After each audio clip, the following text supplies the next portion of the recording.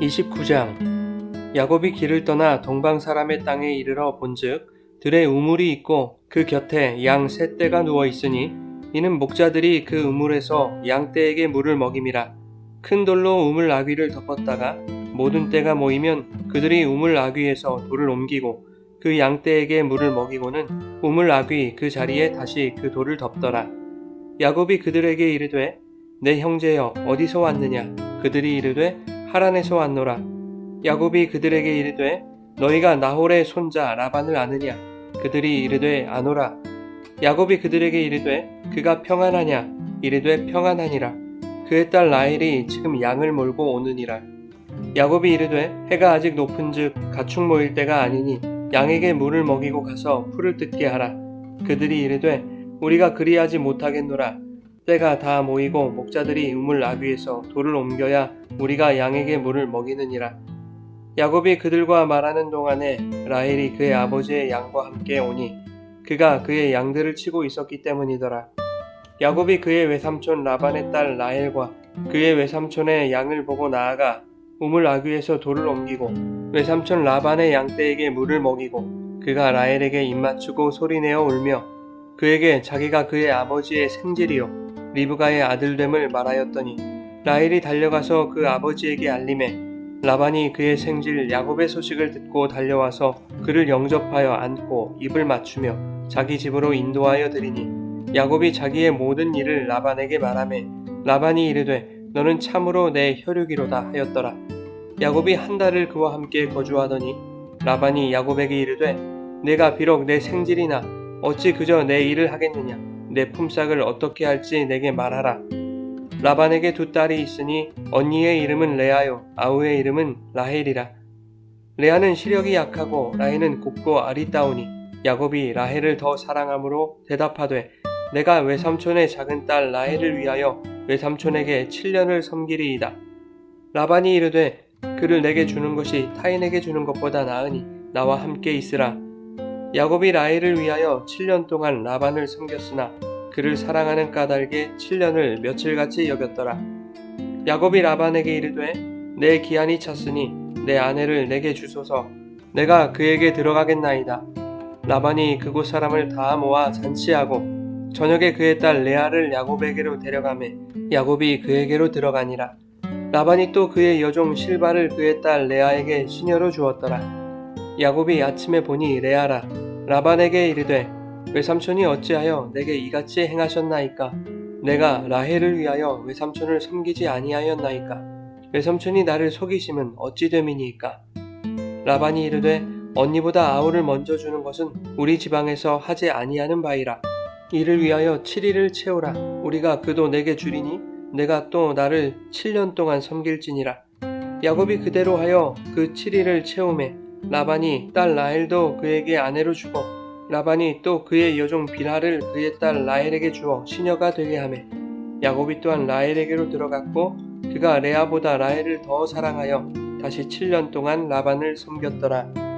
여호와께서 레아가 사랑받지 못함을 보시고 그의 태를 여섰으나 라헬은 자녀가 없었더라. 레아가 임신하여 아들을 낳고 그 이름을 르우벤이라 하여 이르되 여호와께서 나의 괴로움을 돌보셨으니 이제는 내 남편이 나를 사랑하리로다 하였더라. 그가 다시 임신하여 아들을 낳고 이르되 여호와께서 내가 사랑받지 못함을 들으셨으므로 내게 이 아들도 주셨도다 하고 그의 이름을 시므온이라 하였으며 그가 또 임신하여 아들을 낳고 이르되 내가 그에게 새 아들을 낳았으니 내 남편이 지금부터 나와 연합하리로다 하고 그의 이름을 레위라 하였으며 그가 또 임신하여 아들을 낳고 이르되 내가 이제는 여호와를 찬송하리로다 하고 이로 말미암아 그가 그의 이름을 유다라 하였고 그의 출산이 멈추었더라. 여러분 좋은 아침입니다. 오늘 우리에게 주시는 말씀 속에서 찬송의 이유 되시는 예수님을 만나게 되는 복된 은혜가 있기를 원합니다. 아버지 집을 떠나서 어머니의 고향 밧단 아람으로 향하던 야곱이 드디어 삼촌 라반과 상봉합니다. 오래전에 헤어진 누이 리브가의 아들을 만난다는 것은 삼촌 라반에게 있어서도 커다란 감격이었을 것입니다. 야곱은 80이 가까운 나이였고 라반도 130, 40은 좋게 넘긴 고령의 나이였을 것입니다. 그러나 세월이 가를 수 없는 것이 핏줄이라는 것을 14절의 라반의 말로 느낄 수 있는 것이죠. 라반은 야곱에게 이렇게 말하죠. 너는 참으로 내 혈육이로다. 그러나 야곱과 라반이 한 달을 함께 거주했을 때쯤 라반은 현실적인 이야기를 꺼냅니다. 네가 비록 내 생질이지만 어떻게 무보수로 일을 할 수 있겠느냐. 너의 품삯을 어떻게 정하면 좋을지 한번 말해보거라 라는 것이었습니다. 자기 조카에게 정당한 노동의 대가를 제공하겠다는 삼촌의 배려처럼 보일 수 있습니다. 그러나 한 달을 함께 지내면서 라반에게 야곱의 심리를 이용하려는 마음이 생긴 것 같습니다. 라반에게는 두 딸이 있었습니다. 시력이 약한 레아와 곱고 아리따운 라헬이었습니다. 세번역 성경은 시력이 약하다는 것을 눈매가 부드럽다라는 것으로 표현했습니다. 그런가 하면 곱고 아리따운 것은 몸매가 예쁘고 얼굴이 아름다운 것을 의미합니다. 눈매가 부드러운 레아와 몸매와 얼굴이 매력적인 라헬. 사실 이 둘은 애초에 비교의 대상이 아닌 것이죠. 라반은 야곱과 한 달 동안 함께 사는 동안에 야곱이 곱고 아리따운 라헬에게 관심을 두고 있다는 것을 알았을 것입니다. 게다가 야곱은 부모님의 말씀에 따라 아내를 얻기 위해 삼촌의 집으로 온 것이기 때문에 이러한 야곱의 사정과 심리를 잘 이용한다면 일을 시키든지 딸을 주든지 손해보는 장사는 아니겠다라고 생각을 했을 것입니다. 아니나 다를까 야곱은 라반에게 라헬을 아내로 달라고 하죠. 그 대신 7년을 무보수로 일하겠다고 약속합니다. 이것은 대단히 파격적인 제안인 것이죠. 고대 바벨론에서는 한 달 임금이 약 한 세겔이었습니다. 그런데 신명기 22장 29절에는 아직 결혼하지 않은 관계에서 동침했을 경우에 남자가 여자를 아내로 맞이하는 대가로 여자의 아버지에게 은 50세겔을 주도록 하고 있습니다. 그러면 은 50세겔은 고대 사회에서 거의 1년치 연봉에 가까운 금액입니다. 그런데 야곱은 라헬과 동침하지도 않았음에도 불구하고 결혼 지참금으로 7년치 연봉, 즉 은 350세겔을 내겠다는 것과 같은 이야기죠. 야곱은 1년만 봉사해도 되는 거였습니다. 그러나 야곱의 목적은 외조부 부두엘의 집안 사람과 결혼하는 것이었기 때문에 또한 사랑하는 라헬을 아내로 맞을 수 있다면 7년 정도는 감당할 수 있었던 것입니다. 라반은 이러한 야곱의 마음을 이용했던 것이죠. 참으로 내 혈육이다 라고 말했던 그 생질 야곱을 사기의 대상으로 삼기까지는 고작 한 달이라는 시간밖에 걸리지 않았습니다. 라반은 그야말로 치밀한 계획으로 야곱을 속였습니다. 7년이 지나고 야곱이 아내를 요구했을 때 라반은 저녁에 라헬이 아닌 레아를 야곱에게로 들여보냈고 야곱은 아침이 돼서야 이 사실을 알게 되었습니다. 야곱은 라반에게 따졌습니다. 어찌하여 내게 이같이 행하셨나이까? 외삼촌이 나를 속이시면 어찌 됨이니이까? 야곱은 이렇게 따지면서도 속으로는 많이 찔렸을 것 같습니다. 과거 형을 속이고 아버지를 속인 자신이었기 때문에 마치 형과 아버지가 자신에게 말하는 것처럼 느껴지지 않았을까 싶습니다. 야곱은 지금 삼촌을 원망하면서도 소름이 끼쳤을 것입니다. 그렇구나. 내가 내 혈육을 속인 대로 똑같이 돌려받는구나 라고 생각했을 것입니다. 라반은 속일 수밖에 없었던 이유를 26절에 이렇게 말하죠. 라반이 이르되 언니보다 아우를 먼저 주는 것은 우리 지방에서 하지 아니하는 바이라. 야곱은 형을 속여서 축복을 가로챈 나쁜 동생이었기 때문에 라반의 이 말을 듣고 다시 한번 뜨끔했을 것입니다. 그래서 레아를 아내로 들여보낸 삼촌의 그 속임수에 할 말을 잃었을 것입니다. 그런데 이 모든 것이 이러한 야곱의 심리와 상황을 이용하고자 했던 라반의 계획 속에 있었던 것이라면 라반은 뛰는 야곱 위에 나는 놈이었던 것이죠. 라반은 의도적이었습니다. 언니보다 아우를 먼저 주지 않는 것이 그 지방의 관례였다면 라반은 야곱과 약속한 7년 동안 무슨 수를 써서라도 레아의 짝을 찾았어야 하는 것입니다. 그러나 그는 7년 동안 야곱을 속이기 위해 칼을 갈았던 것이죠. 거기에는 공범이 있었습니다. 바로 첫째 딸 레아입니다.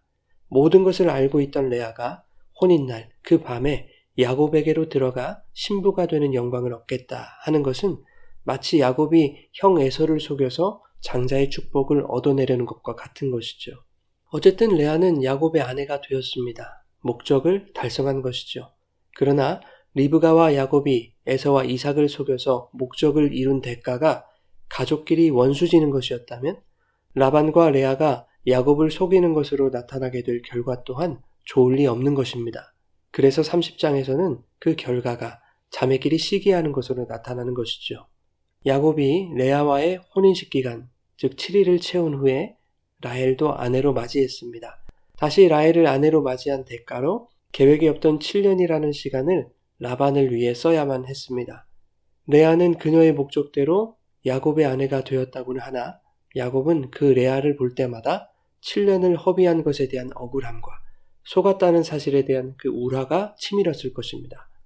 야곱의 아내가 되었지만 레아의 현실은 결코 야곱으로부터 사랑받을 수 없는 현실인 것이죠. 그래서 본문은 야곱이 레아보다 라헬을 더 사랑했다라고 말하고 있는 것이죠. 그런데 여러분, 야곱도 너무하지 않습니까? 형 에서만 사랑해주는 그 아버지 이삭의 편애 속에서 얼마나 아버지의 사랑에 목말라하며 살아왔습니까?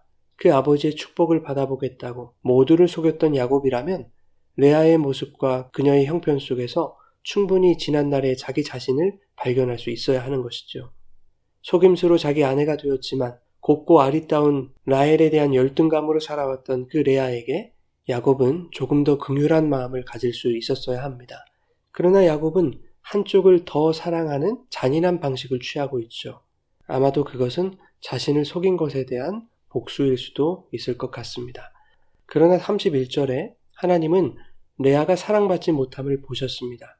그리고 그녀의 태를 여셨고 아들을 4명이나 낳도록 하시죠. 반면 야곱이 그토록 사랑하던 라헬은 자녀가 없었습니다. 이것 때문에 30장에서 시기가 일어납니다. 자, 레아가 첫째 아들을 낳았습니다. 자녀를 낳는다는 것은 참으로 복된 일이죠. 특히 고대 사회에서 아들을 낳는 것은 여성으로서 할 수 있는 최고의 목표를 달성한 것입니다. 이보다 큰 축복은 없는 것이죠. 그러나 레아가 아들을 낳았음에도 불구하고 야곱은 별 관심이 없었던 것 같습니다. 보통 자식의 이름은 아버지가 짓는 것인데 본문에서는 레아가 이름을 짓습니다. 첫째의 이름은 르우벤이라고 지었습니다. 르우벤은 보라, 아들이라 라는 뜻입니다. 그런데 레아는 나의 괴로움을 돌아보셨으니 이제는 내 남편이 나를 사랑하리로다 라는 의미를 덧붙였습니다. 이 아들이 남편의 사랑을 얻게 하여 지난날의 나의 모든 괴로움을 보상해 줄 것이다 라고 생각했던 것입니다. 그리고 둘째를 낳았는데 이름을 시므온이라고 지었습니다. 레아는 하나님이 내가 사랑받지 못함을 들으셨기에 이 아들을 주셨다라고 생각했습니다. 그래서 들으심이라는 뜻의 시므온이라는 이름을 붙인 것이죠. 르우벤을 낳고 남편의 사랑을 받을 줄 알았지만 여전히 사랑받지 못하고 있었다는 것입니다. 레아가 또 임신하여 레위를 낳습니다. 레위는 연합이라는 뜻입니다. 레아는 이제 야곱이 라헬이 아닌 자기와 연합하게 될 것이라고 기대를 하면서 연합이라는 뜻의 레위라는 이름을 지은 것입니다. 레아는 남편의 사랑에 갈급해하고 있습니다. 그래서 아들들의 이름에서도 남편의 사랑에 대한 목마름이 나타나고 있는 것이죠. 그러나 야곱은 자식으로 인해 레아에게 자신의 사랑을 주지 않습니다. 여기서 알 수 있는 것은 인간은 레아처럼 자기가 원하는 것을 얻는 것에만 삶의 의미를 둔다는 것입니다. 또한 인간은 야곱처럼 올챙이적을 기억하지 못하고 과거 자신과 비슷한 열등감에 괴로워하는 자에게 오히려 냉혹한 현실을 가르쳐줄 뿐이라는 것입니다. 그러나 하나님은 속고 속이고 열등감에 사로잡히고 집착하고 또한 내가 집착하는 그것에 상처받는 이 어지럽고 혼돈한 상황 속에 유일한 해답을 내려주시는 분이죠. 35절에 하나님은 레아에게 4번째 아들을 허락하십니다. 그 아들의 이름은 유다이고 찬송이라는 뜻입니다.